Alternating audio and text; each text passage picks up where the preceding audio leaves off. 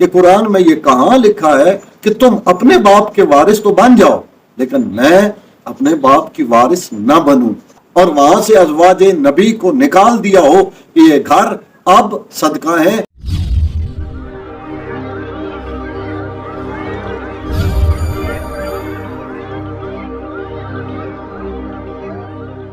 اعوذ باللہ من الشیطان الرجیم، بسم اللہ الرحمن الرحیم۔ واقعہ فدق کے حوالے سے ہماری گفتگو ہو رہی ہے، اور آج ہم واقعہ فدق کے اس حصہ پہ گفتگو کریں گے جو جناب فاطمہ زہرا سلام اللہ علیہا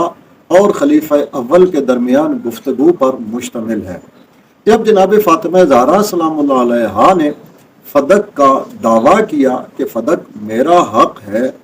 تو اس دعویٰ کے جواب میں خلیفہ اول نے رسول خدا صلی اللہ علیہ وآلہ وسلم سے منسوب ایک حدیث بیان کی، اور غور کرنے کی بات یہ ہے کہ اس حدیث کا راوی حضرت ابو بکر کے علاوہ اور کوئی دوسرا شخص نہیں ہے۔ اس حدیث کے راوی صرف اور صرف حضرت ابو بکر ہے، اس کے علاوہ اور کوئی راوی نہیں ہے۔ اور وہ حدیث کیا تھی کہ ہم گروہ انبیاء کوئی وراثت لیتے بھی نہیں ہے اور چھوڑتے بھی نہیں ہے، جو کچھ ہم چھوڑ جائیں وہ صدقہ شمار کیا جاتا ہے۔ یہ حدیث سن کر جناب فاطمہ زہرا سلام اللہ علیہا نے آگے سے جواب میں جو استدلال فرمایا ہے وہ استدلال حیران کن ہے۔ بی بی نے فرمایا کہ یہ جو بات تمہاری طرف سے بیان کی گئی ہے حدیث کی صورت میں، یہ سراسر قرآن کے احکامات کے خلاف ہے، اور قرآن میں یہ کہاں لکھا ہے، اور یہ بی بی کے الفاظ ہیں کہ قرآن میں یہ کہاں لکھا ہے کہ تم اپنے باپ کے وارث تو بن جاؤ لیکن میں اپنے باپ کی وارث نہ بنوں۔ یہ بات سراسر قرآن کے خلاف ہے۔ اور جب رسول خدا صلی اللہ علیہ وآلہ وسلم کی دختر نے یہ استدلال فرمایا کہ یہ بات قرآن کے خلاف ہے، اس لیے کہ یہ قرآن سے ٹکرا رہی ہے۔ قرآن میں یہ کہاں لکھا ہے کہ باقی ساری دنیا تو اپنے باپ سے میراث پائے لیکن دختر نبی اپنے نبی بابا سے کوئی میراث نہ پائے۔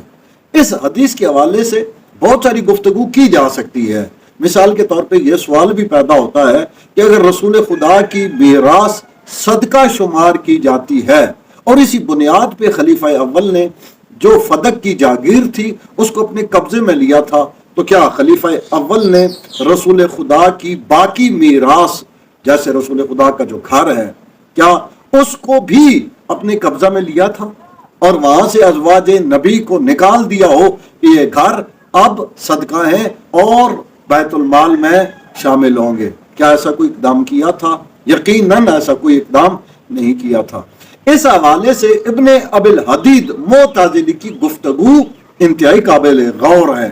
جس میں وہ فرماتے ہیں کہ بغداد کے ایک عالم دین فاروقی کے ساتھ میری گفتگو ہوئی اور میں نے فدق کے معاملے میں فاروقی سے یہ پوچھا کہ آپ کے خیال میں حضرت فاطمہ زہرا سلام اللہ علیہا کا دعویٰ درست تھا؟ کیا فدق دختر نبی کا حق تھا؟ تو اس عالم دین نے جواب میں فرمایا کہ بالکل فدق دختر نبی کا حق تھا۔ ابن ابی الحدید معتزلی کہتے ہیں کہ پھر میں نے ان سے یہ سوال کیا کہ کیا وجہ ہے کہ خلیفہ اول نے فدق دختر رسول کو نہیں دیا، جس کے جواب میں فاروقی نے یہ کہا کہ اگر فدق کے معاملہ میں خلیفہ اول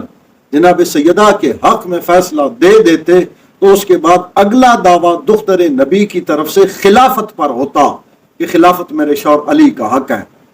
اور چونکہ پہلے وہ فدق کے معاملہ میں دختر نبی کو درست قرار دے چکے ہوتے تو خلافت کے معاملہ میں یقیناً دختر نبی کے دعویٰ کو نہ ٹھکرا سکتے تھے، اس لیے فدق کے دعویٰ کو ہی مسترد کر دیا تاکہ کوئی دوسرا دعویٰ نہ کیا جا سکے۔